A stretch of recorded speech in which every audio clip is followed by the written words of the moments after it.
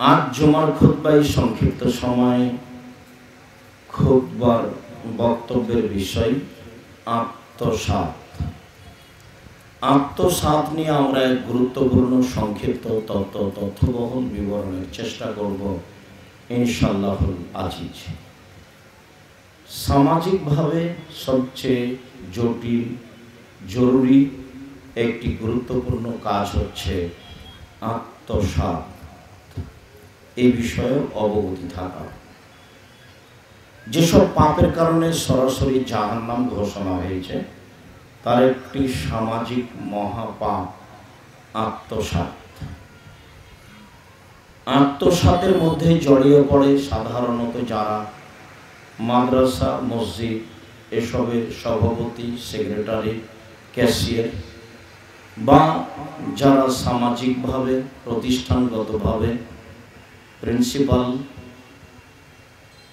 Vice principal বা আরও যারা ভাইস চ্যান্সেলর, হেড মাওলানা, হেডমাস্টার, সামাজিকভাবে চেয়ারম্যান, মেম্বার, এমপি, মন্ত্রী ও যারা কন্ট্রাক্টরের দায়িত্ব পালন করে এরাই সাধারণত এসব জায়গায় পাপের সাথে জড়িয়ে পড়ে।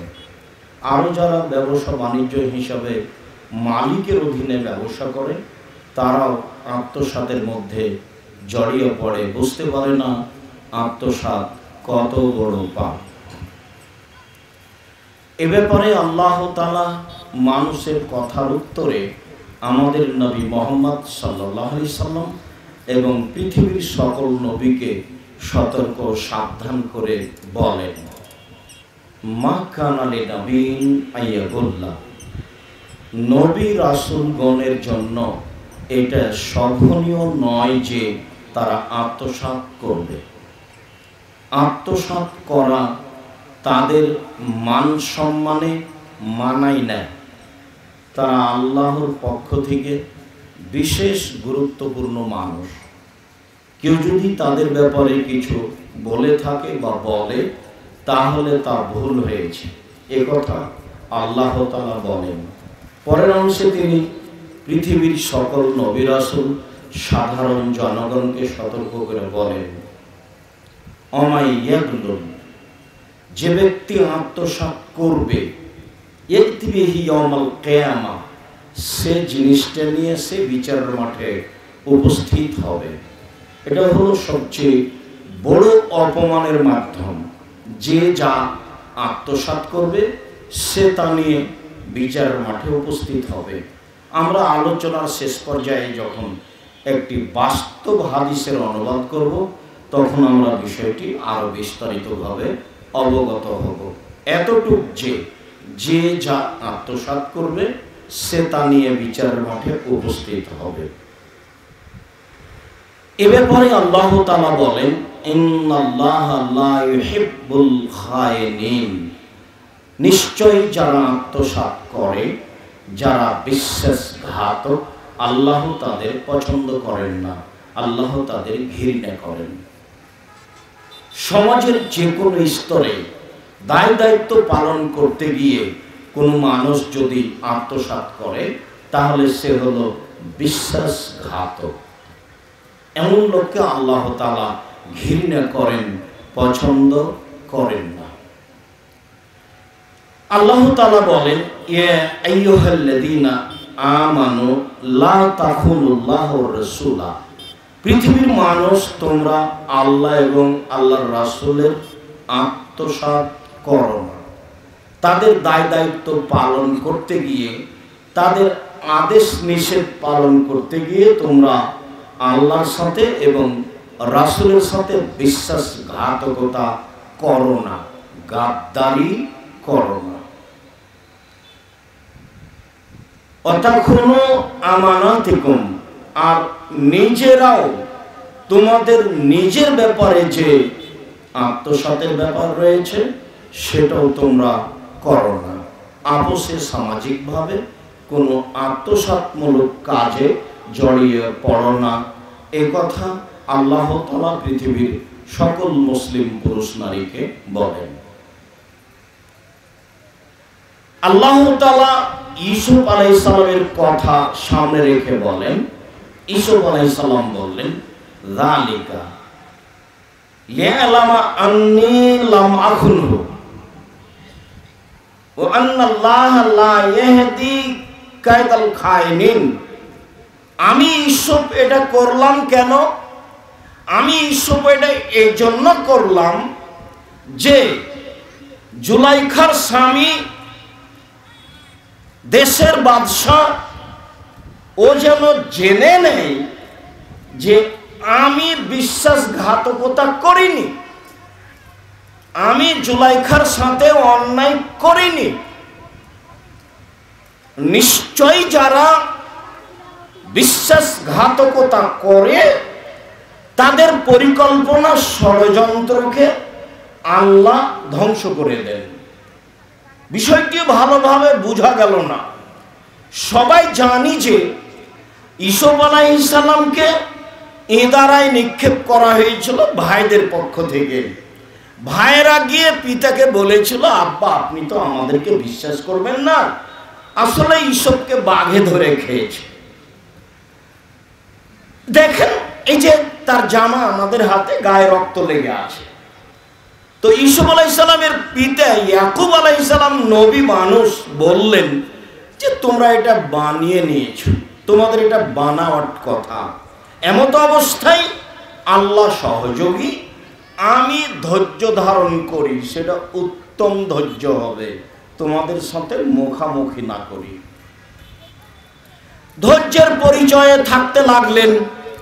ইউসুফ আলাইহিস সালামকে ইদারা থেকে উঠিয়ে বণিকেরা, সওদাগরেরা বাজারে বিক্রি করলো। দেশের সরকার বিত্তশালী তাকে কিনে নিলেন।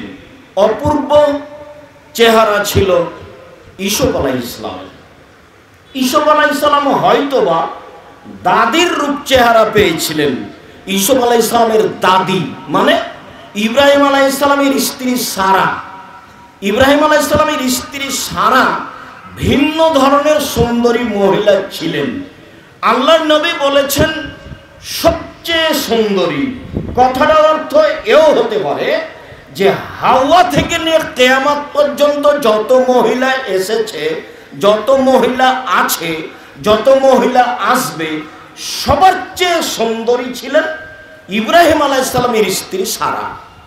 অন্যথায় সেই যুগে পৃথিবীতে যত মহিলা ছিলেন সবার চেয়ে সুন্দরী ছিলেন ইব্রাহিম আলাইহিস সালামের স্ত্রী সারা। সেই সুবাদে তিনি হয়তোবা দাদির চেহারা পেয়ে একবারে ভিন্ন ধরনের চেহারার মানুষ ছিলেন ইউসুফ আলাইহিস সালাম। দেশের সরকার স্ত্রীকে বলল, দেখো ছেলেটিকে লালন পালন করো, ছেলেটি আমাদের কাজে আসতে পারে, আমরা একে ছেলে হিসেবে গ্রহণ করতে পারি, অনেক রূপ চেহারার অধিকারী, ভালো। দিন যায় রাত্রি যায়, জুলাইখা তাকে খাওয়ার পানি দেন, বড় হয়ে গেল। এক সময়ে জুলাইখা ভুল পথে পা দিল। অকাল্লাকাতিল আবওয়াব, জুলাইখা সব দরজাগুলি বন্ধ করে দিল। ভিন্ন ধরনের ঘর, সব দরজা বন্ধ করে জুলাইখা ইউসুফকে বলল, হাইতামা তুমি আমার সাথে জেনায় লিপ্ত হও। তখন ইউসুফ আলাইহিস সালাম প্রথম বাক্য বললেন, মাদাল্লাহ, বলো কি তুমি? তোমার এই প্রস্তাব থেকে আমি আল্লাহর কাছে আশ্রয় চাচ্ছি। আল্লাহ আমার সবচেয়ে বড় আশ্রয় দাতা। তোমার এই অন্যায় প্রস্তাবের উপরে আমি আল্লাহর কাছে আশ্রয় চাই। এই কথা বলার পরে তিনি বলছেন, ইন্নাহু রাব্বি আহসানা মাসওয়ায়া। আরে বলো কি তুমি? তোমার স্বামী আমার মালিক, তিনি আমাকে ভালো থাকতে দিয়েছেন, তিনি আমাকে ভালো খেতে দিয়েছেন। আমি তোমার সাথে এই অন্যায় কেমনে করি? আমি এই অন্যায় করলে আমি হব জালেম, বিশ্বাসঘাতক, আমি এই কাজ করতে পারি না। এই বলে তিনি দৌড় দিলেন বের হওয়ার আশায়। দরজা খুলে বের হচ্ছেন, এমনটা কোরআনের ভাষায় বোঝা যায় না। যখন বের হয়ে গেলেন তখনই চোখের উপরে সামনে পড়ল জুলাইখার স্বামী। তিনি বললেন, আমি অন্যায় করিনি, আপনার স্ত্রী আমার সাথে অন্যায় করতে চেয়েছে। হাতে হাতে তিনি তার বিষয়টিকে অস্বীকৃতি জানালেন। জুলাইখা বলল, তার কথা শুনে কি হবে? যে আপনার স্ত্রীর সাথে অশ্লীল কাজ করতে চায় তাকে যথাযথ পিটন দিতে হবে, নইলে তাকে জেলখানায় বন্দি করতে হবে। জুলাইখা ভাষা উল্টিয়ে দিল। অনেক দিনই বলেছি দিনী ভাই বোনদের, বিশেষভাবে তোমরা মহিলাদের সাথে চলাফেরা থেকে, কথা বলা থেকে বিরত থাকিও। যে কোনো সময়ে যে কোনো মাধ্যমে তোমাকে বিপদে ফেলে দিবে, চিনা বড় দায়। যেই মহিলা বলল দরজা বন্ধ করে অশ্লীল কাজে লিপ্ত হও, সেই মহিলা এখন বলছে যে যেই লোক আপনার স্ত্রীর সাথে অন্যায় করতে চায় তার কি শাস্তি হতে পারে? আরে আপনি কি শাস্তি বলবেন? আমি জুলাইখা বলছি, একে যথাযথ পিটন দিতে হবে, নইলে জেলখানায় বন্দি করতে হবে। কথার গতিতে, সময়ের ব্যবধানে ঈসুফ আলাইহিস সালামের জেল হয়ে গেল। তিনি জেলে থাকতে লাগলেন। 12 বছর বা 25 বছর পরে সরকারের পক্ষ থেকে ঈসুফকে ডাকতে পাঠানো হলো, যাও ঈসুফকে জেল থেকে বের করে নিয়ে আসো। ঈসুফ আলাইহিস সালাম তখন বললেন, অসম্ভব হতে পারে না, আমি জেল থেকে বের হতে পারি না। জুলাইখাকে জাতির সামনে ঘোষণা দিতে হবে আমি জুলাইখা অন্যায় করেছি, ঈসুফ করেনি। যতক্ষণ পর্যন্ত এই ঘোষণা না দিবে আমি ঈসুফ জেল থেকে বের হব না। ওই কথাটা তিনি বলছেন, যালেকা, আমি এটা করলাম কেন, আমি এই ঘোষণা দিলাম কেন, আমি জেল থেকে বের হতে চাইলাম না কেন? লিয়ালামা, জুলাইখার স্বামী জানুক, আন্নী লামাখুন হুবিল গায়বে, আমি তার অগোচরে আত্মসাৎ বিশ্বাসঘাতকতা করিনি, আমি তার স্ত্রীর সাথে অন্যায় করিনি। এটা জুলাইখাকে জানতে হবে, জুলাইখার স্বামীকে জানতে হবে, পৃথিবীর পুরুষ নারীকে জানতে হবে। যত মহিলা আমার ব্যাপারে উল্টা কথা বলতে চেয়েছে সবকে জানতে হবে। অতএব জুলাইখাকে মাঠে ঘোষণা দিতে হবে আমি অন্যায় করেছি, ঈসুফ করেনি। শেষ পর্যন্ত জুলাইখা জাতির সামনে ঘোষণা দিল আমি অন্যায় করেছি, ঈসুফ অন্যায় করেনি। তখন তিনি জেল থেকে বের হয়ে আসলেন। আমাদের নবী মুহাম্মদ সাল্লাল্লাহু আলাইহি ওয়াসাল্লাম বলেছেন, বুখারী মুসলিমের হাদিস, ঈসুফের ধৈর্য আমার চেয়ে অনেক বেশি। 10-12 বছর 25 বছর জেলে থাকার পরে যদি আমাকে সরকারের পক্ষ থেকে ডাকা হতো তাহলে আমি তাড়াহুড়া করে বের হয়ে যেতাম। ঈসুফের ধৈর্য কত বেশি আমার চেয়ে। এতদিন জেলে থাকার পরেও জোরালো কণ্ঠে, ব্যর্থহীন কণ্ঠে বললেন, না, আমি জেল থেকে বের হব না। জুলাইখাকে আগে জাতির সামনে ঘোষণা দিতে হবে আমি অন্যায় করেছি, ঈসুফ করেনি। তারপর বিশ্বাসঘাতকতা নিহায়াত অন্যায়, মহাপাপ। আবু হুরায়রা রাদিয়াল্লাহু তাআলা আনহু বলেন, রাসূল সাল্লাল্লাহু আলাইহি সাল্লাম বলেছেন, লা ইয়াগুল্লাহুকুম হিনা ইয়াগুল্লাহু মুমিন, কোন মানুষ যখন আত্মসাৎ করে, যখন বিশ্বাসঘাতকতা করে, তখন সে মুমিন নয়। ঈমান অবস্থায় আত্মসাৎ করতে পারে না। ইয়াকুম, পৃথিবীর মানুষ সাবধান, পৃথিবীর মানুষ সাবধান, পৃথিবীর পুরুষ নারী সাবধান। যে কোনো সময়ে বেঁচে থাকিও আত্মসাৎ হতে, বেঁচে থাকিও বিশ্বাসঘাতকতা হতে। বিশ্বাসঘাতক যে ঈমানদার নয়, সে তার ঈমান নেই, এ কথাই ঠিক। আবু হুরায়রা রাদিয়াল্লাহু তাআলা আনহু বলেন, রাসূল সাল্লাল্লাহু আলাইহি ওয়াসাল্লাম বলেছেন, আব্দুল আমানা এলামান ইতামানাকা ওয়ালা তাখুন মান খানাকা, পৃথিবীর মানুষ তোমাদের উচিত যে তোমার কাছে সম্পদ রেখেছে আমানত, সেটা তুমি সময়ে তার কাছে পৌঁছে দাও। যে তোমার সাথে বিশ্বাসঘাতকতা করেছে তুমি তার সাথে পাল্টা বিশ্বাসঘাতকতা করো না, প্রতিশোধ নিতে যায় না। আত্মসাৎ করা মহাপাপ। পাল্টা আত্মসাৎ করিও না। আনাস রাদিয়াল্লাহু তাআলা আনহু বলেন, রাসূল সাল্লাল্লাহু আলাইহি ওয়াসাল্লাম কাল্লামা খাতাবানা, যখনই আল্লাহর নবী আমাদের খুতবা দিতেন, তিনি তার জীবনে খুব কমই খুতবা দিয়েছেন, যাতে এইটা বলেননি, মানে প্রায় সব খুতবাতে এই বক্তব্য দিয়েছেন, পৃথিবীর মানুষ শুনে রেখো, লা ঈমানা লিমান লা আমানাতা লাহু, যার আমানতদারি নেই তার ঈমান নেই। বিশ্বাসঘাতক যে সে মুমিন নয়, আত্মসাৎকারী যে সে মুমিন নয়, গাদ্দার কখনো ঈমানদার হতে পারে না, এই কথা তিনি বলেন। পরের বাক্যে বলেন, ওয়ালা দীন লিমান লা আহাদা লাহু, ওয়াদা অঙ্গীকার নেই যার, ওয়াদা করে টিকিয়ে রাখে না যে, দিন ধর্ম নেই তার। ওয়াদা অঙ্গীকার নেই যার, দিন ধর্ম নেই তার। পৃথিবীর মানুষ শুনে রেখো, আত্মসাৎ আছে যার, বেঈমান সে, তার ঈমান নেই। ওয়াদা রাখে না যে, দিন ধর্ম নেই তার, এই কথা মুহাম্মদ সাল্লাল্লাহু আলাইহি সাল্লাম বলেন। সম্মানিত অত্র মাঠের জুমার খুতবায় উপস্থিত দিনী ভাই বোন, বিষয়টিকে আমি ভালোভাবে আপনাদেরকে স্মরণ রাখার জন্য অনুরোধ জানাচ্ছি।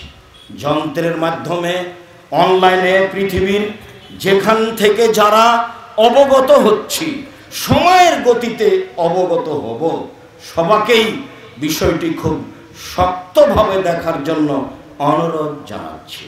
আবু হুরায়রা রাদিয়াল্লাহু তাআলা আনহু বলেন, রাসূল সাল্লাল্লাহু আলাইহি সাল্লাম বলেছেন, আয়াতুল মুনাফিক সালাসা, তিনটি কর্মে মানুষ মুনাফিক হয়। মুনাফিকের চিহ্ন তিনটি, তিনটি কর্মে মানুষ মুনাফিক হয়।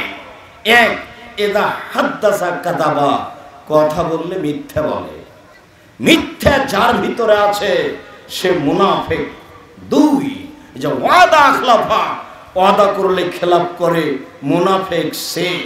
মুনাফিকি চিহ্ন তার মধ্যে রয়েছে তিন, ওই যে উতুমেনা খানা, জিনিস আমানত তার কাছে রাখা হলে আত্মসাৎ করে, অস্বীকার করে, সময় না করে দেয়, ঠিক মতো সেটা বাস্তবায়ন করে না, কিছু করে কিছু করে না, এই হলো মুনাফিক, এই হলো বিশ্বাসঘাতক, এই আত্মসাৎকারী একজন।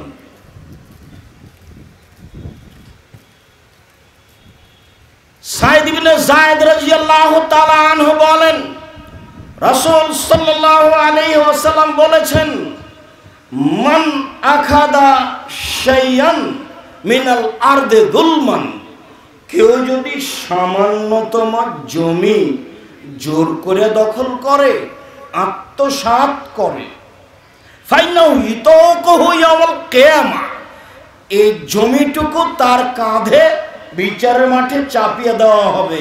মিন সাবিনা আরদ, পরস্পর 7টি জমিন, জমিন বলতে 7টি, আকাশ বলতে 7টি, 7টি জমিন তার কাঁধে চাপিয়ে দেওয়া হবে, এই কথা মুহাম্মদ সাল্লাল্লাহু আলাইহি সাল্লাম বলেন। সালেম তার পিতা থেকে বর্ণনা করেন, তার পিতা বলেছেন, রাসূল সাল্লাল্লাহু আলাইহি সাল্লামকে আমি বলতে শুনেছি, পৃথিবীর মানুষ শুনে রেখো, মান আখাদা মিনাল আরদে শাইআন বিগাইরি হাক্কিন, কেউ যদি অন্যায়ভাবে সামান্যতম জমি দখল করে, অল্প থেকে অল্প, কম থেকে কম, শহরে বসবাস করে যারা, তারা এক জমি 10 বার বিক্রি করার চেষ্টা করে, ঢাকায় বসবাস করে যারা, এদের অভ্যাস আরো বেশি, জমি চাষ করে যারা, আল কেটে কেটে বাড়িয়ে দেয়, নিজের জমিকে অপরের জমিকে কমিয়ে দেয়, এরকম বহু মানুষ আছে, এরকম করে যারা। আল্লাহর নবী বলেন, খসেফা বিহি ফিল আরদে ইলা ইয়াউমিল কিয়ামা ইলা সাবিনা আরদ, তাকে মাটিতে ধসিয়ে দেওয়া হবে, তখন থেকে নিয়ে কিয়ামত পর্যন্ত মাটির নিচে যেতে থাকবে, এই কথা মুহাম্মদ সাল্লাল্লাহু আলাইহি সাল্লাম বলেন। আবু হুরায়রা রাদিয়াল্লাহু তাআলা আনহু বলেন, রাসূল সাল্লাল্লাহু আলাইহি ওয়াসাল্লাম বলেছেন, মান যালামা শিবরান মিনাল আরজে, কেউ যদি অর্ধ হাত জমি দখল করে, আত্মসাৎ করে, ক্ষমতা দেখিয়ে দখল করে, রাসূল সাল্লাল্লাহু আলাইহি সাল্লাম বলেন, ফাকাল্লাফাহু ইয়াহফিরাহু, তাকে বিচারের মাঠে বলা হবে, যেই পরিমাণ তুমি জমি জোর করে দখল করেছো এটা খনন করতে থাকো, এই কাজে তোমাকে বাধ্য করা হলো। হাত্তা ইয়াবলুগা আখিরা সাবআর দিনা, এইভাবে খনন করতে করতে যখন 7 জমিনের নিচে যাবে, ফাইন্নাহু ইতাওয়াকু ইলা ইয়াউমিল কিয়ামা, তখন এই 7টা জমিন তার কাঁধে তুলে দেওয়া হবে। হাত্তা ইউজাবানান নাস, এই জমিন কাঁধে করে বিচারের মাঠে ঘুরতে থাকবে যতদিন বিচার শেষ না হয়। সম্মানিত দিনী ভাই বোন, জালেম যারা, বিশ্বাসঘাতক যারা, আত্মসাৎকারী যারা, তাদের বিচার পরে হবে। অর্থ সম্পদের যাকাত বের করে না যারা, জালেম তারা, তাদের বিচার পরে হবে। জোর করে জমি দখল করে যারা, জালেম তারা, বিশ্বাসঘাতক তারা, তাদের বিচার পরে হবে। একদিন যদি দেরি হয় তাহলে সময় হলো 50,000 বছর, আর যদি 3 দিন দেরি হয় বিচারের তাহলে সময় হলো 1.5 লক্ষ বছর। জানি না জালেমের বিচার হতে কতদিন সময় লাগবে। তবে মুহাম্মদ সাল্লাল্লাহু আলাইহি ওয়াসাল্লাম বলেছেন, হাত্তা ইগদাবানান নাস, যতদিন পর্যন্ত মানুষের আর সবার বিচার না হচ্ছে ততদিন পর্যন্ত বিশ্বাসঘাতক এই জমি কাঁধে করে থাকবে এবং ঘুরতে থাকবে। বিষয়টি বুঝাতে আপনাকে অক্ষম, কি দিয়ে বুঝায় আপনাকে? এইটা বিচারের মাঠে কত কঠিন। কবর যত কঠিন, কিয়ামত তার চেয়ে অনেক বেশি কঠিন। কিয়ামত যত কঠিন, জাহান্নাম তার চেয়ে অনেক অনেক অনেক বেশি কঠিন। কি দিয়ে বুঝায় আপনাকে আমি বিচারের মাঠ কত কঠিন? যেদিন কাঁধের ওপরে থাকবে জমিন, কাঁধের ওপরে থাকবে গম টিন, যেদিন কাঁধের ওপরে থাকবে, আমি একজন সাধারণ মানুষ, গরিব মানুষ, একজন ব্যবসায়ীর অধীনে সেলসম্যান হিসেবে ব্যবসা করছিলাম, তার অগোচরে আমি একটা কাপড় বাড়িতে নিয়ে চলে এসেছি, সেটা কাঁধে থাকবে যখন, তার অগোচরে আমি একটা কাপড় বিক্রি করে টাকাটা নিয়ে নিয়েছি, এই টাকা যখন আমার কাঁধে থাকবে আমাকে ঘুরতে হবে কতদিন আল্লাহই ভালো জানে। এটা কত জটিল, কবর যত জটিল, কিয়ামত তার চেয়ে অনেক বেশি কঠিন। কিয়ামত যত কঠিন, জাহান্নাম তার চেয়ে অনেক অনেক অনেক বেশি কঠিন। কি দিয়ে বুঝায় আপনাকে আমি কবর কিয়ামত কত কঠিন? আব্দুল্লাহ ইবনে আমর রাদিয়াল্লাহু তাআলা আনহু বলেন, কিলা লিরাসূলিল্লাহ সাল্লাল্লাহু আলাইহি ওয়াসাল্লাম আইয়ুন নাস আফজাল, আল্লাহর নবীকে জিজ্ঞাসা করা হলো, আল্লাহর নবী সবচেয়ে ভালো মানুষ কে? একটু বলেন তো সবচেয়ে ভালো মানুষ কে? তখন আল্লাহ রাসূল বলছেন, কুল্লু মাহমুমিল কলবে ও সাদুকিল লিসান, কুল্লু মাহমুমিল কলব ও সাদুকিল লিসান, এই আরবিটা বললেন। তখন সাহাবীগণ বলছেন, সাদুকুল লিসান না আরিফু ফামা মাহমুমুল কলব, মুখে যে সত্যবাদী এই কথা বুঝি, কিন্তু মাহমুমুল কলব, অন্তরে যে পরিষ্কার, সে ভালো মানুষ, এ ভাষা বুঝি না। এটা সাহাবীগণ বললেন। আল্লাহ নবী বললেন, শোনো, অন্তর পরিষ্কার যার সেই হলো ভালো মানুষ।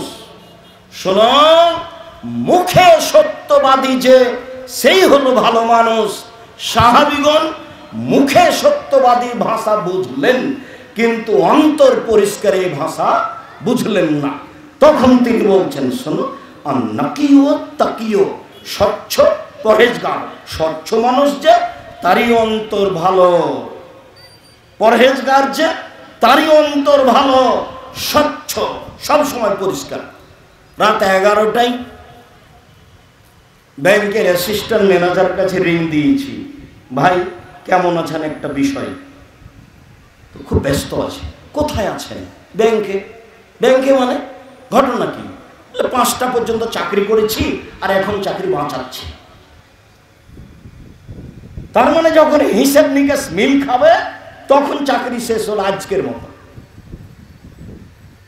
প্রত্যেক স্তরে যারা যেখানে আছে ঘুমানোর আগে হিসাব মিল করে আত্মসাৎ আমি কারি নাকি, আমি কি বিশ্বাসঘাতক, এইটা ছোট থেকে ছোট একজন ছোট কর্মচারীকেও হিসাব করতে হবে। রাসূল সাল্লাল্লাহু আলাইহি সাল্লাম বলেছেন, পৃথিবীর মানুষ মনে রেখো, কুল্লুকুম রাইন ওয়া কুল্লুকুম মাসউলুন আন রাইয়াতিহি, প্রত্যেকে দায়িত্বশীল, দায়িত্ব সম্পর্কে বিচারের মাঠে জবাব দিতে হবে। এই কথা বলার পরে তিনি বললেন, ওয়ারাজুলু রাইন আহলে রাই ওয়ারাজুলু আলিমাম রাই, যারা দেশের সরকার তাকে সরকার সম্পর্কে দায়িত্ব সম্পর্কে বিচারের মাঠে জবাব দিতে হবে। ওয়ারাজুলু রাইন ফি আহলি বাইতিহি, যে বাড়ির মালিক বাপ তাকে বিচারের মাঠে জবাব দিতে হবে তার মালিকানা নিয়ে। অল মারাতু রাইয়াতে ফি বাইতি যাওজা ওয়ালাদিহি, বাড়ির মালিকা যে আপনার স্ত্রী, যে তার দায়িত্ব আসে বাড়ির উপরে, তাকে জবাব দিতে হবে।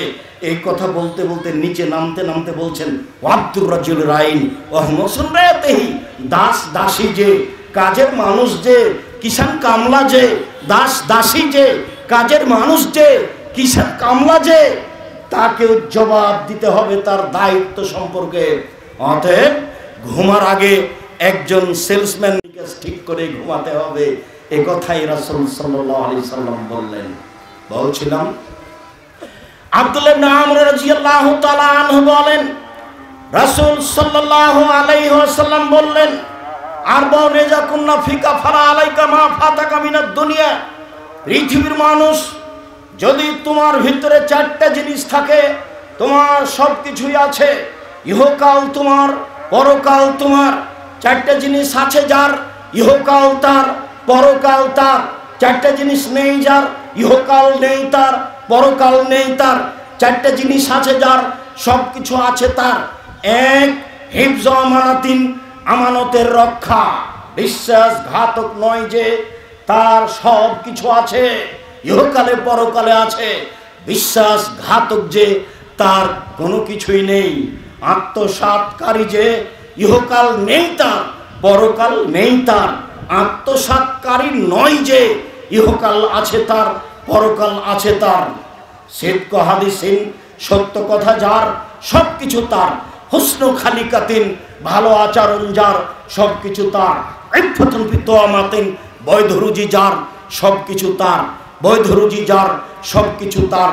এই কথা বলে আল্লাহ রাসূল খুব ভালো মানুষকে এইভাবে বললেন, শোনো, ফালা ইসমা আলাইহি ওয়ালা বাগিয়া ওয়ালা গিল্লা ওয়ালা হাসাদা। ভালো মানুষ সেই, স্বচ্ছ মানুষ সেই, এক, পাপ নেই যার।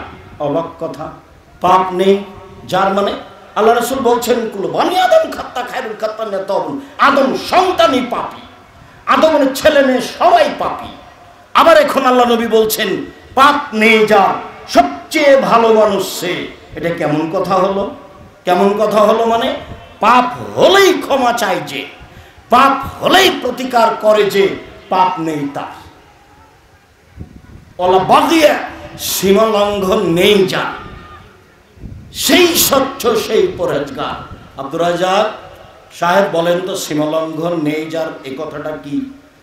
বড় সীমা লঙ্ঘনকারী, আত্মসাৎকারী, বিশ্বাসঘাতক, জোর করে জমি দখল করে, গরিব মানুষকে উঠিয়ে দেয়, সব সময় মানুষকে বেকায়দায় ফেলে রাখে। এ হলো সীমা লঙ্ঘনকারী বড়। ছোটকে দিনাজপুর বাজারে গেছি, 100 মরিচ নেব, কাঁচা মরিচ। তো দেখি তোমার মরিচ কেমন, এ বলে একটা হাতে মরিচ নিয়েছি আর বলেছি যে মাপো।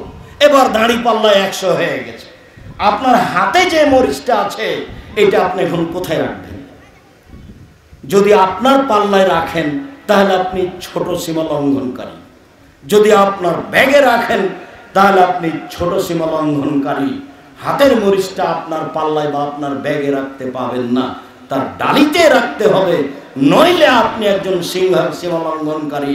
এ কথাই ঠিক। যখন মুসা আলাইহিস সালাম দাওয়াত নিয়ে গেলেন, তখন ফেরাউন বলছে, ও শিশুকালে তোমাকে আমি লালন পালন করিনি, তোমার বয়সের বহু বছর আমার মাঝে থাকনি, আরে তুমি তোমার কর্ম করেছো, যা করেছো, এক থাপ্পড় দিয়া মানুষ মেরেছো, তুমি কর্ম তোমার করেছো, তুমি বড় বিশ্বাসঘাতক, সীমা লঙ্ঘনকারী। এই পর্যন্ত ফেরাউন বলল। মূসা আলাইহিস সালাম বললেন, আমি যা করেছি তা করেছি, আমি তখন ভুল পথে ছিলাম, এক থাপ্পড় দিয়ে এক মানুষকে মেরেছি, এ কথাই ঠিক। আমি তোমার ভয়ে তোমার এলাকা থেকে পালিয়ে গেছি। আল্লাহ আমাকে নবী করেছেন, আল্লাহ আমার উপরে দয়া করেছেন, আল্লাহ আমাকে জ্ঞানে গুণে পূর্ণ করেছেন। তুমি আমার উপরে অনুগ্রহ করেছো, অনুগ্রহ করে তুমি খোটা দিয়েছো। তুমি আমার উপরে অনুগ্রহ করেছো, ফেরাউন অনুগ্রহে তুমি করে আমাকে খোটা দিয়েছো। খোটা দিয়ে তুমি বানী ইসরাঈলকে দাস দাসীতে পূর্ণ করেছো। সব পুরুষকে হত্যা করেছো, নারীদেরকে দাসী করেছো। তুমি সীমা লঙ্ঘনকারী, তুমি অধ্যত স্বৈরাচার, তুমি সীমা লঙ্ঘন করেছো। মূসা আলাইহিস সালাম বলছেন, তুমি অধ্যত অহংকারী, তুমি স্বৈরাচার, তুমি স্বৈরাচারী করেছো, তুমি সীমা লঙ্ঘন করেছো। আল্লাহ আমাকে জ্ঞানে গুণে পূর্ণ করেছেন, আল্লাহ আমাকে নবী করেছেন, আল্লাহ আমার প্রতি দয়া করেছেন। ফেরাউন যখন বলল ভাবে, তখন মূসা আলাইহিস সালাম এভাবে বললেন, সীমা লঙ্ঘন তুমি করেছো। বলছিলাম সম্মানিত দিনী ভাই বোন, আমাদের আলোচ্য বিষয় হচ্ছে আত্মসাৎ, যা মহা পাপ, ফলাফল জাহান্নাম। আব্দুল্লাহ ইবনে আমর রাদিয়াল্লাহু তাআলা আনহু বলেন, কানান নবী সাল্লাল্লাহু আলাইহি সাল্লাম ইযা আসাবাহু গনিমা, আল্লাহর নবীর নীতি ছিল, আল্লাহর নবী মুহাম্মদ সাল্লাল্লাহু আলাইহি সাল্লামের স্বভাব, বৈশিষ্ট্য, আচরণ ছিল, যখনই 10-এর পয়সা হাতে আসতো, সামাজিক কোনো পয়সা হাতে আসতো, ফামারা বেলালান ফানাদা ফিন নাস, বেলালকে বলতেন, বেলাল জনগণকে ঘোষণা দাও, সবার কাছে 10-এর পয়সা যার যা কাছে আছে নিয়ে আসো। ফায়াজিউনা বেগানাইহি, তারা যার কাছে যেটুকু থাকতো নিয়ে উপস্থিত হতো। ফায়ুখাম্মিসু ফায়ুকাসসিমু, তিনি 5ম ভাগের 1 ভাগ নিতেন, বাকি সবার মাঝে বন্টন করে দিতেন। ফাজ্জা রাজুলুন ইয়ামান বাদা, এইটা করার পরে, 10-এর সম্পদ বন্টন করার পরে একটা লোক রাসূলের কাছে আসলো।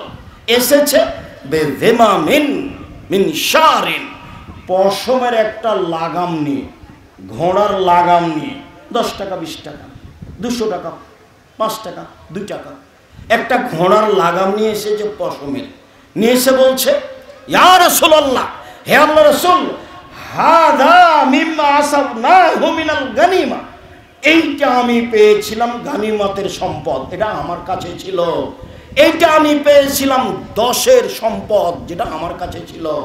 তখন আল্লাহ রাসূল বলছেন, আস-সামিতা বেলালান নাদা ফিন নাসে ফালাসান, বেলাল যে বলেছিল যার কাছে 10-এর সম্পদ আছে সবাই নিয়ে আসো, রাসূলের কাছে নিয়ে আসো, এই কথা কি তুমি শুনেছিলে? বেলাল 3 বার বলেছিল, না, জি হ্যাঁ আমি শুনেছি। তখন আল্লাহ রাসূল বলছেন, মা মানাকা আন তাজিয়া বিহি, কে তোমাকে বাধা দিল, এটা আনলে না কেন সেই সময়? কে তোমাকে বাধা দিল, এটা আনলে না কেন সেই সময়? ফাআতাজারা, লোকটি আপত্তি পেশ করলো, আমি ছিলাম না, আমি বিপদে ছিলাম, আমার ছেলে মেয়ে অসুস্থ, আমার স্ত্রী অসুস্থ, আমি মেডিকেলে ছিলাম, যে কোনো একটা আপত্তি পেশ করলো রাসূলের সামনে। তখন আল্লাহ রাসূল বলছেন,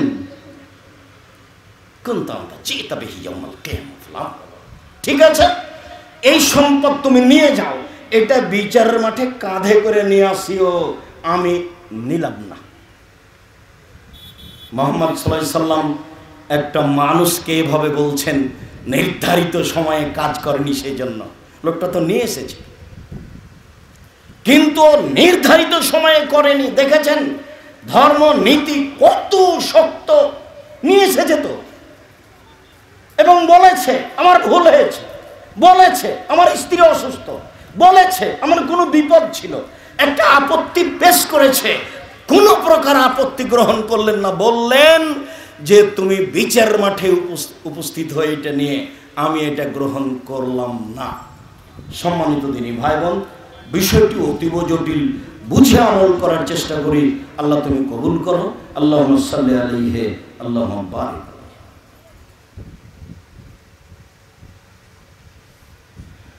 আলহামদুলিল্লাহি ওয়াহদা ওয়াসসালাতু ওয়াসসালামু আলা মান লা নাবিয়্যা বাদা। আব্দুল্লাহ ইবনে আমর রাদিয়াল্লাহু তাআলা আনহু বলেন, কানা রাজুলুন আলা সাকারিন নবী সাল্লাল্লাহু আলাইহি ওয়াসাল্লাম ইউকালু লাহু কারকারা ফামাতা। আল্লাহ রাসূলের 10 সম্পদের একজন মালিক করেছিলেন, যার নাম আরবি ভাষায় কারকারা। কারকারা একজন সাহাবী। তাকে বলেছেন যে এই 10 সম্পদ তোমার কাছে থাকলো, যেমন ভাবে কন্ট্রাক্টরের কাছে থাকে, যেমন ভাবে চেয়ারম্যান মেম্বারের কাছে থাকে, যেমন ভাবে মালিকের সম্পদ অধীনস্থ কর্মচারীর কাছে থাকে, এরকম একটা দায়িত্ব এক লোককে দিলেন। ফামাতা, দায়িত্ব দিতে 2-1 দিনের মধ্যে লোকটা মারা গেল। তখন আল্লাহ রাসূল বলছেন, ইন্নাহু ফিন্নার, ইন্না রাহতু ফিন্নারে, আমি তাকে জাহান্নামে দেখছি, আমি তাকে জাহান্নামে দেখছি। এই কথা বলতেই সাহাবীগণ অবাক হয়ে গেলেন। ফাদাহাবু এনজুর, সবাই গেল দেখি তো তার ঘটনা কি। তারা ব্যাগ বকচা তলিয়ে দেখলো, ওয়াজাদু আবান কাদগাল্লাহা, দেখলো যে একটা চাদর আত্মসাৎ করে রেখেছে 10 সম্পদে। আল্লাহ রাসূল ঘোষণা দিলেন ও জাহান্নামী, আল্লাহ রাসূল ঘোষণা দিলেন ও জাহান্নামী। একবারে হাতে নাতে সামনাসামনি,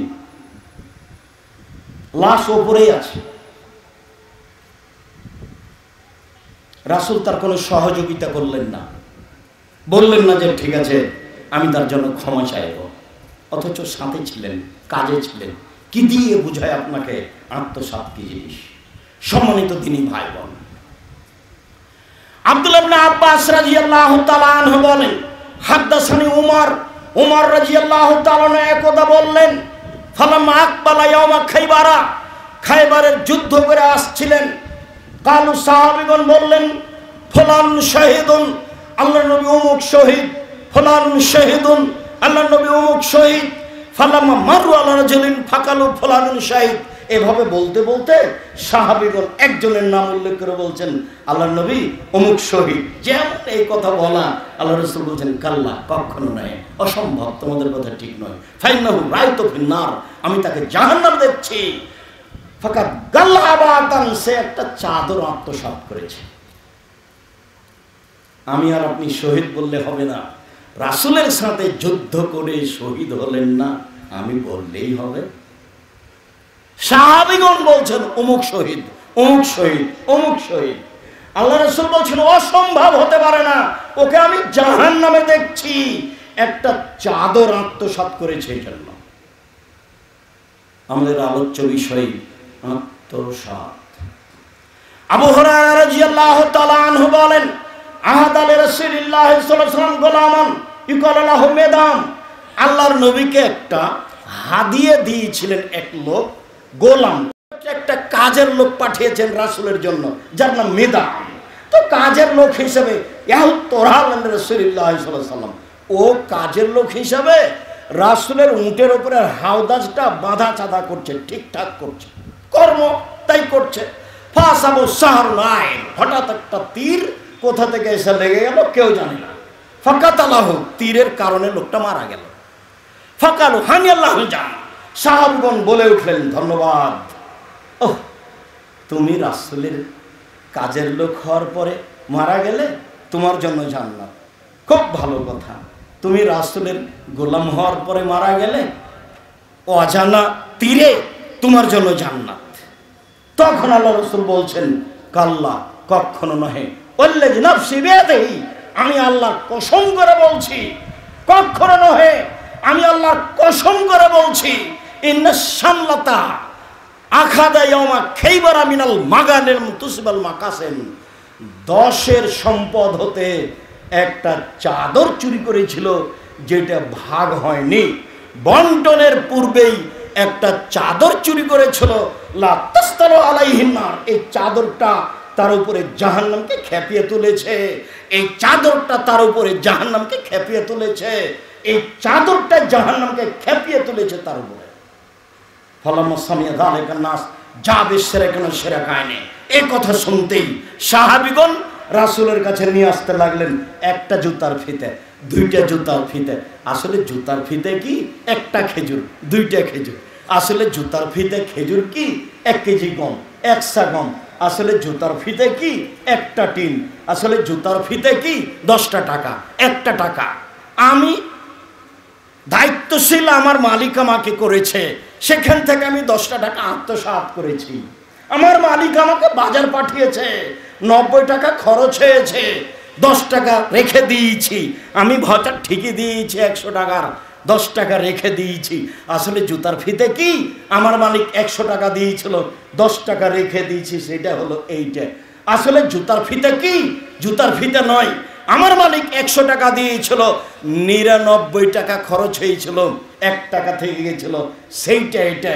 যখন সাহাবীগণ নিয়ে আসতে লাগলেন তখন আল্লাহ রাসূল বললেন সেরাকুন ফিন্নার ও সেরাকানে ফিন্নার।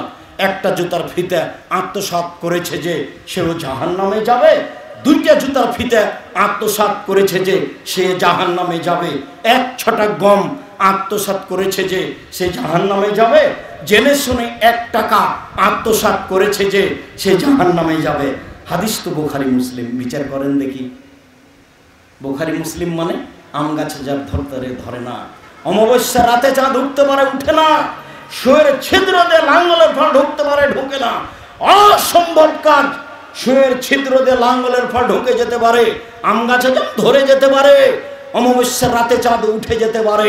আমি যে কথা বললাম এতে সন্দেহ আছে বলে কিয়ামত পর্যন্ত চেষ্টা করলে সরিষা ঢোকানো যাবে না। যা বলছি তাই থাকবে, তার নাম বুখারী মুসলিম। জেনে শুনে 1 টাকা আত্মসাৎ করলে তাহাজ্জুদ, উমরা, হজ, দান খায়রাত কিচ্ছু কুলাবে না, সব একদিকে, 1 টাকা একদিকে, ওটাই ভারী হয়ে যাবে। তার নাম আত্মসাৎ, তার নাম বিশ্বাসঘাতকতা। একদিন বাঁচতে এসে 1 টাকা আত্মসাৎ করে পরকাল হারাতে রাজি নই, খুব সাবধান থাকি। চলেন বাস্তবে চলে যাই। আবু হুরায়রা রাদিয়াল্লাহু তাআলা আনহু বলেন কামা রাসূলুল্লাহ সাল্লাল্লাহু আলাইহি ওয়াসাল্লাম ফিনা ইয়াওমান, একদা আল্লাহর নবী আমাদের সামনে দাঁড়ালেন, বক্তব্য দিবেন।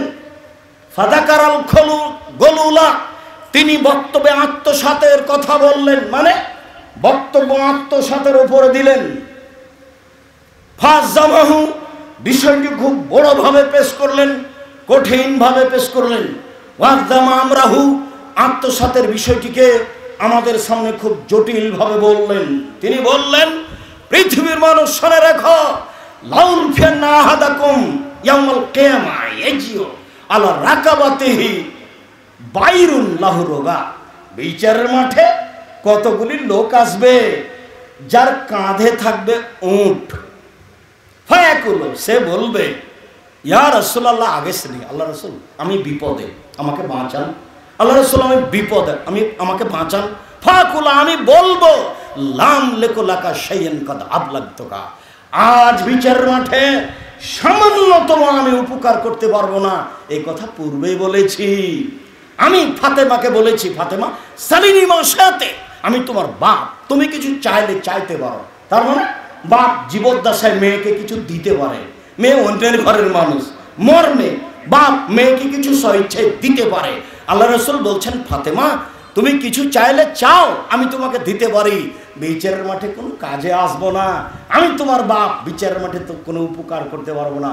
পৃথিবীর সবচেয়ে দামি মানুষের কথা বলছে। তিনি বলছেন মানুষ বিচারের মাঠে উপস্থিত হবে, কাঁধে থাকবে উট। তিনি বলেন লাউল ফিয়ান্না আহাদাকুম ইয়াউমাল কিয়ামা ইয়াজিউ আলা রাকাবাতিহি ফারাসুন, কতগুলি লোক আসবে যাদের কাঁধে থাকবে ঘোড়া। লাহু হামহামা, ঘোড়া যে শব্দ করে সেই শব্দে ঘোড়া চিৎকার করতে থাকবে। আগের শব্দটাও আছে, উট যে শব্দ করে সেই শব্দে উট চিৎকার করতে থাকবে। লোকটি বলবে ইয়া রাসূলুল্লাহ আগেসনি, আল্লাহ রাসূল আমাকে বাঁচান। তখন আমি বলবো লাম লাকা শাইয়ান, আমি বিন্দু মাত্র কোনো উপকার করতে পারবো না। কাদ আবলাগতুকা, এই কথা আমি পূর্বেই বলেছি, দুনিয়াতে বলে দিয়েছি, বিচার মাঠে কিছু করতে পারবো না। লাউল ফিয়ান্না আহাদাকুম ইয়াজু ইয়াউমাল কিয়ামা, বিচার মাঠে লোক আসবে, আমি পাবো তাকে আলা রাকাবাতিহি শাতুন লাহু সুগান আও তায়ার, লোক আসবে তার কাঁধে থাকবে ছাগল, ছাগল তার ভাষায় চিৎকার করতে থাকবে। লোকটি বলবে আল্লাহ রাসূল আমাকে বাঁচান। আমি বলবো বিন্দু মাত্র কোনো উপকার করতে পারবো না। এ কথা পূর্বেই বলেছি। কথাগুলি এমন কেন? উটের কথা কেন? ঘোড়ার কথা কেন? ছাগলের কথা কেন? আরব দেশের কথা। যার সামনে বলছেন তিনি হচ্ছেন আরবি ভাষার মানুষ, যিনি বলছেন তিনি হচ্ছেন আরবি ভাষার মানুষ।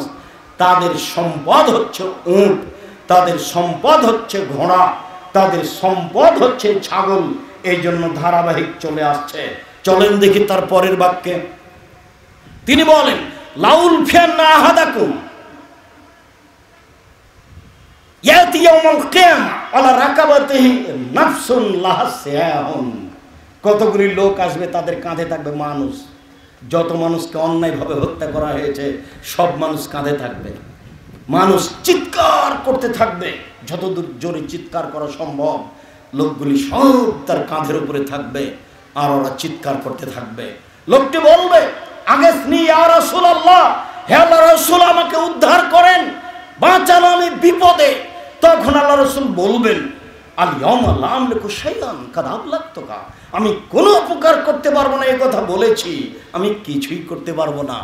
লাউল ফিয়ান্না আহাদাকুম ইয়াউমাল কিয়ামা, বিচারের বটে কতগুলি লোককে পাবো, এজি আসবে আলা রাকাবাতিহি রোকাউন, কাপড়ের বস্তা থাকবে, কাপড় জাতীয়, অতাকফুকুন দলতে থাকবে কাঁধে।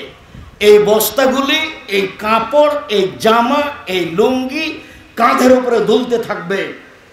এই চিৎকার করবে না, এ প্রাণী নয়, দুলতে থাকবে। তখন বলবে আল্লাহ রাসূল আমাকে বাঁচান, আমি খুব বিপদগ্রস্ত। আল্লাহ রাসূল বলবেন বিচারের মাঠে বিন্দুমাত্র উপকার করতে পারবো না, এ কথা পূর্বেই বলেছি। এরপরে কতগুলো লোক পাবো, বিচারের মাঠে আসবে ওয়ালা রাকাবাতিহি সমাজ, জড় বস্তু থাকবে, গম, টিন, টাকা পয়সা। কন্ট্রাক্টর কয় টাকা আত্মসাৎ করেছে, দেশের উন্নয়নের নামে কোটি কোটি টাকা, কত বিলিয়ন বিলিয়ন ডলার নিয়ে এসে মানুষ আত্মসাৎ করেছে। বুঝতে পারে না বিচারের মাঠ কত কঠিন।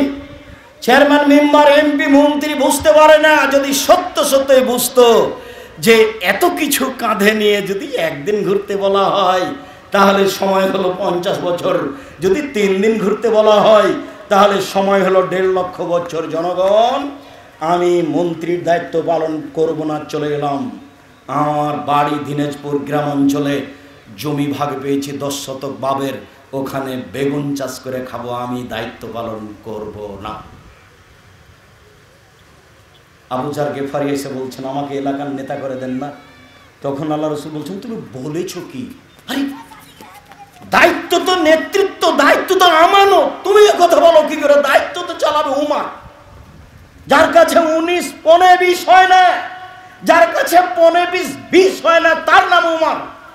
এরপরে উমর বলছেন যে আমি আগে যা নেকি করেছিলাম, যখন আমি নেতৃত্ব শুরু করেছি তখন থেকে মরা পর্যন্ত যা করেছি সমান সমান হলে আলহামদুলিল্লাহ।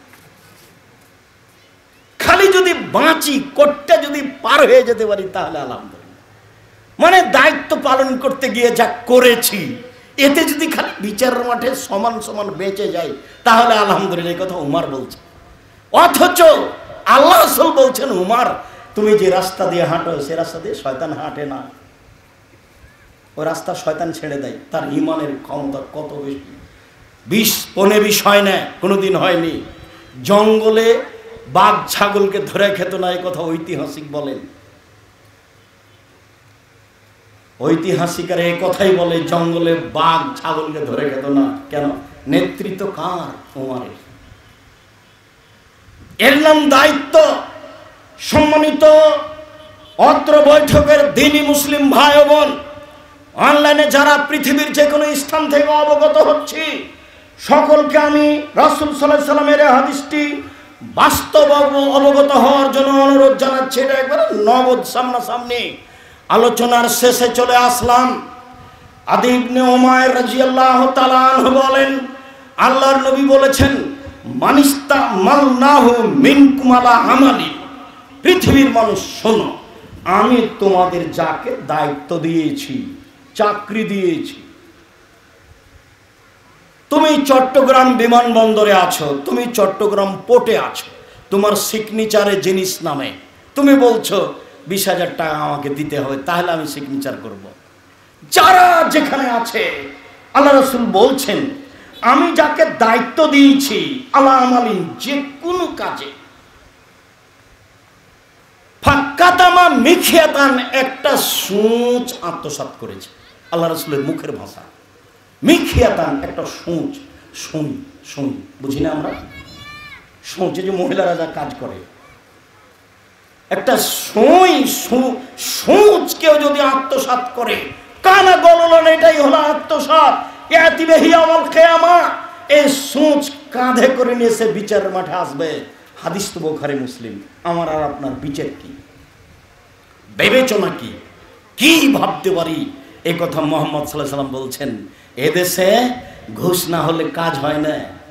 তাদেরকে বলবে কে? যারা বলবে তাদের ভয় দুইটা, এক, মুখস্থ নয়, হাদিস জানে না, দুই, শক্ত বললে খেয়ে দিয়ে বাড়ি চলে যেতে হবে, থাকা হবে না। বলবে তোমার হয়েছে, যা বলেছে অনেক বলেছে, আজ থেকে তুমি যাও। আলহামদুলিল্লাহ, যার জন্য আমি মাঝে মধ্যে সিজদা করে শুকরিয়া আদায় করি। আমি যেখানে যে মসজিদে খুতবা দিয়েছি, আমি যদি সভাপতি সেক্রেটারিকে উঠাতে বসাতে না পারি, আমি খুতবাই দেব। তার মুখ দেখে খুতবা দিতে হবে, এরকম জীবনে আমার একদিন 1 ঘন্টা ঘটেনি।